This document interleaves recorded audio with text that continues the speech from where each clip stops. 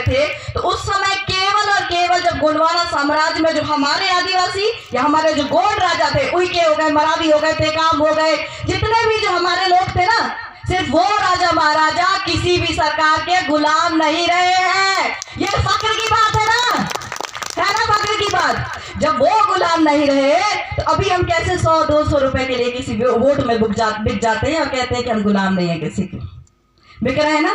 तो ये तो शर्म की बात है। राजा महाराजा हमें क्या देकर गए और क्या बन रहे हैं। तो उस समय अंग्रेज आए, उन्होंने किसी को गुलाम नहीं बनाया।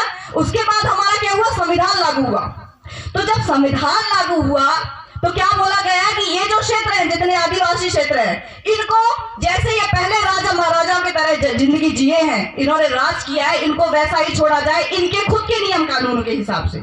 अब इनके खुद के नियम कानून कैसे होंगे कि आपकी ग्राम सभाएं होंगी, आपकी ग्राम सभा के परमिशन के बिना कलेक्टर भी आपके क्षेत्र में नहीं आ सकता, मुख्यमंत्री भी नहीं आ सकता, क्योंकि अगर वहां का मुखिया जो है वो ग्राम सभा का मुकद्दम होगा, और फिर उससे बड़ा होगा सरपंच, कि सरपंच की अनुमति के बिना अगर वो प्रस्ताव पारित नहीं करता है, तब तक आपके क्षेत्र में कोई बड़ा, चाहे वो कलेक्टर हो, चाहे मुख्यमंत्री, प्रधानमंत्री, कोई भी आपके क्षेत्र में नहीं घुस सकता है। यहां तक हो गई आपके 5वीं अनुसूची के बाद कि ग्राम सभा जो होता है वो सबसे बड़ा सभा है, और उसकी अनुमति के बिना आपके क्षेत्र में कोई काम नहीं हो सकता है। हम क्या कर रहे हैं, हमको नहीं सुनना है कि 5वीं अनुसूची क्या है, हमारी पुरखा शक्तियां क्या है, पुरखों के नियम कानून क्या है। हम क्या कर रहे हैं, हम ग्राम सभा की बात नहीं मानेंगे।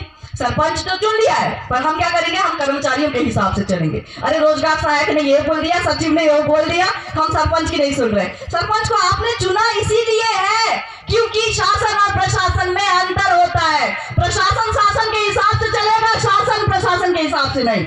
ये शक्ति आपको समझनी पड़ेगी।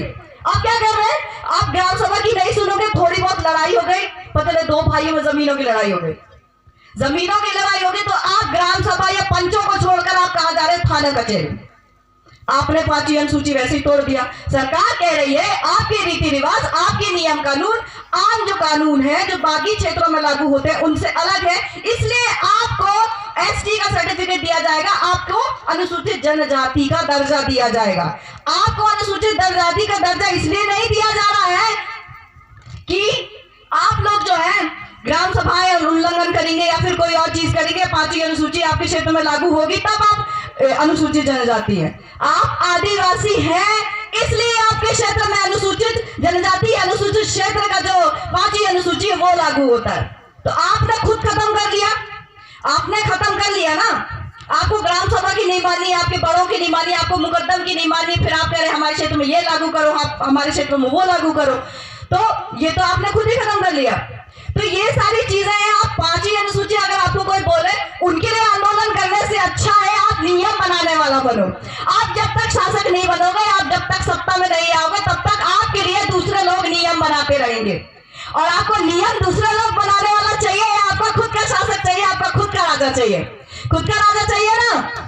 जब आपका खुद का जब असली बाप होगा ना, तो आप सच में छाती में चढ़ के आप उनको जो चाहिए वो मांग पाओगे। सौतेला बाप चाहे आपको दिखाने का कितना भी नाटक करे, वो आपका है, कभी आपका नहीं हो सकता, कभी नहीं। और जितनी अभी सरकारें चल रही हैं वो सिर्फ आदिवासी हितैषी होने की बातें करते हैं कि हम इनके हित में काम कर रहे हैं, हम उनके हित में बात कर रहे हैं। अगर ऐसा होता है तो गोंडवाना गणतंत्र पार्टी क्या कर रही है? फिर खुश रहते ना।